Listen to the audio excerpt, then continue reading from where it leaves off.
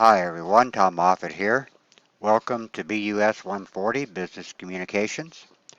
I will be your instructor for the course. In this course, we will be studying some of the traditional methods of business communications, things like letters and memos. We'll also get some practice using some of the newer tools like blogs and web conferencing. We'll work on a team project to get experience using skills that you will use in your professional work. The overall goal is to identify and improve on business communication skills, those that are important for the 21st century work environment. Well, when you log in, the first thing you're going to see is the home page, which you see here. And I encourage you to take some time to explore each of the menu items in the navigation menu here on the left, especially if this is your first online class. Pay a special attention to announcements and modules and the discussion links. I make lots of announcements, so please check the announcements on a regular basis, at least 3 to 4 times a week. You can get to announcements by clicking on course announcements here, and that will take you to any announcements that have been posted. If you're on the home page, you can also click on course announcements, and that will take you to the same page. Let's take a look at the modules page for just a minute. Here's modules. On this page, at the very top, is the course schedule. When you open the course schedule, you'll see the assignments are separated by modules. Module 1, 2, 3, 4, 5, and so forth. Each module or assignment has a due date here in the middle column, and the points that are associated with each of those assignments is posted in the right column here. For example, in Module 1, we begin with an introduction discussion. The initial post is due on August 26th, and then the replies are due on August 29th. If you look next, you see the 1.3 fair test assessment, and it's due on August 29th also, and then it's followed by another discussion assignment. Should also mention, if you look further down, you'll see there are several Connect assignments, and I'll talk more about Connect here in just a minute. But this is typically what the course schedule looks like. This course is part of the Auto Access program at OTC, and you can access the digital content for the course through Canvas on your first day of class, and it happens automatically. Go back to modules.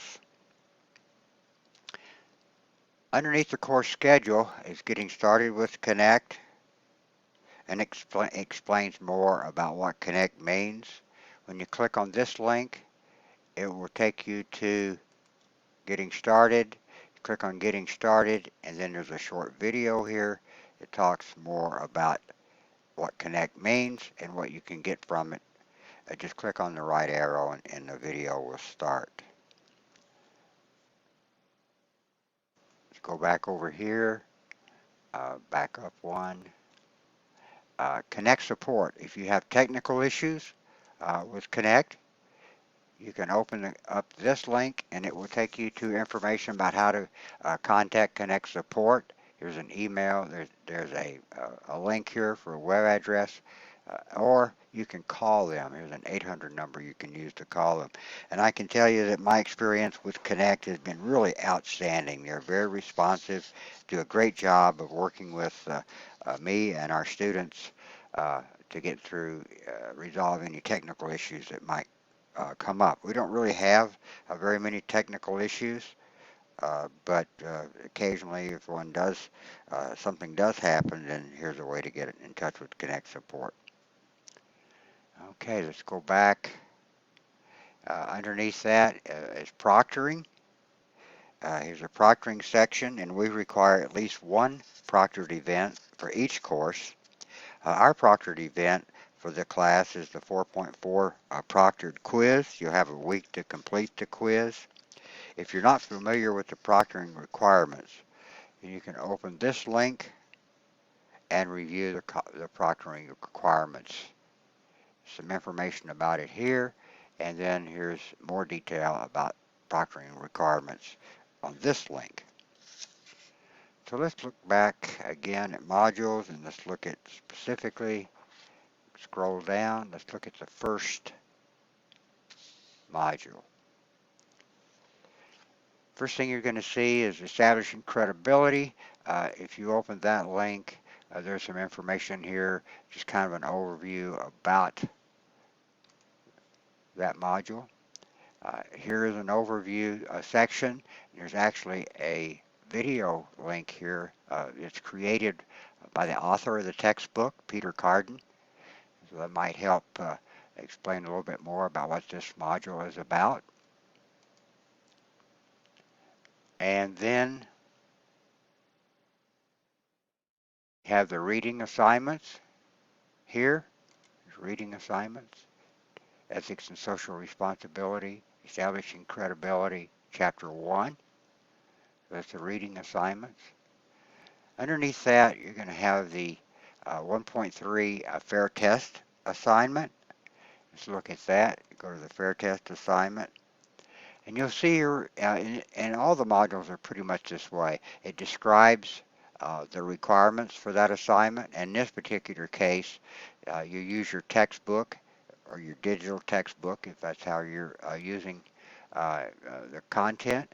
On page 21, there's an evaluation exercise, several of them actually, and you want to just focus on the 1.15 evaluation exercise, and it will explain to you in your text about how to complete that example or complete that exercise. Go back over here. Here is a discussion assignment for that module, establishing credibility. In Module 1, we have 2 discussion assignments. Most modules only have 1. So here's the one on establishing credibility. So when you open this, when you get ready to make your initial post, you simply click the reply button right here, enter your initial post, and then click post reply. There'll be another link there to post reply. Enter your response. And there are, should say also that there are 2 replies to classmates required for each discussion assignment.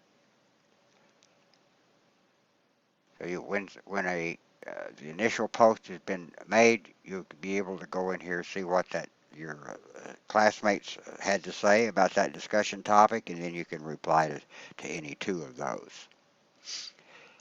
Let's take a look at the grades button for just a minute. Here's grades. This allows you to monitor your grades. As you progress through the course, you'll see here's the assignment, the due date. Let's look at a couple of them here. Introduction discussion, due date August 29th. The points, there's 10 points with that assignment that can be applied. You're also going to see any feedback that I give you on your assignment, and you'll get feedback on every assignment. Let's just look at an example. Let's take the fair test assignment that we talked about earlier, due on August 29th, 10 points available, and you got 10 points for that one. If you click on this first link here, if I made any comments, you'll see those. Nice work, Tom. All questions addressed. No mechanical issues. Please see the rubric for feedback. When you click on this second icon here, you'll actually see the rubric. You'll see the points that have been associated with that rubric and how many have been applied. And then you'll see the breakdown. For example, composition mechanics, no grammar, spelling, functional errors. Quality of the work demonstrates knowledge and application of course content. Clearly references content from the textbook. And that's an important issue, that you talk about some content from the textbook, and all the discussions will allow you to do that. Okay, if you want to look at another example, here's this 2.3. Here's a discussion, 10 points available, 10 points applied. The first icon Excellent work. The second icon, this actually shows you the rubric, how many points were applied. Okay, you'll notice here on some of these, most of these rubrics, that there's always a reference to content from the textbook or other credible resource. That's almost in all the rubrics. Also, another issue has to do with mechanical composition, grammar, spelling, punctuation errors, that kind of a thing. Sometimes it's pretty easy in discussions to reply like you would to a text on your phone, uh, but really you want to use better mechanics than that. You want to make your replies paragraph form. Be sure to use the author of the post in your reply. And the reason I say that is because it helps your reader follow the discussion more easily. All right, and as you progress through the through the course, you'll see how to see any of the feedback that you get. I want to go back over here now for just a second to discussions. If you have any questions about the course or about the assignments, uh, go to Student Comments here, at the very top, and click Reply and post your question here. Because in this forum, I can see any questions that you might have. Your classmates can also see any questions that you might have. And so if they have questions of a similar nature, then we can address that also. It should also say that if they know the answer to your question, then they may be able to get you a response more quickly than what I could. So, questions about the course, student comments. If you have questions of a personal nature, such as grades, then please contact me via OTC email. My email address is moffittc@otc.edu. Please use your OTC email address for any messages that you send to me. The filters are set up so that OTC email is often the only messages that get through. If you use some other email address, then I might not see your post. Should also say, I want to go back to modules here. I go all the way to the bottom here. You'll see something called Zoom Online Office Hours. I don't have regular scheduled office hours, but I would be more than glad to meet with you anytime that you would like. So if you just let me know that you'd like to get together online, then we'll set up a time when we would both would be able to meet. We'll use Zoom, and it's by request, of course. So we're going to be using Zoom. And if you've not used Zoom before, it's a teleconferencing tool that allows us to talk to each other in real time. We can review assignments, answer questions, share screens, all that sort of thing. It's a very, very useful tool if you've not used it before. It's set up so that it's very easy for you to use. Once we've got our time to meet established, then it's just typically one or two clicks and I'll be there. So don't hesitate to use Zoom. I really encourage that if you're having issues with anything about the course. Okay, well that's enough to get us started.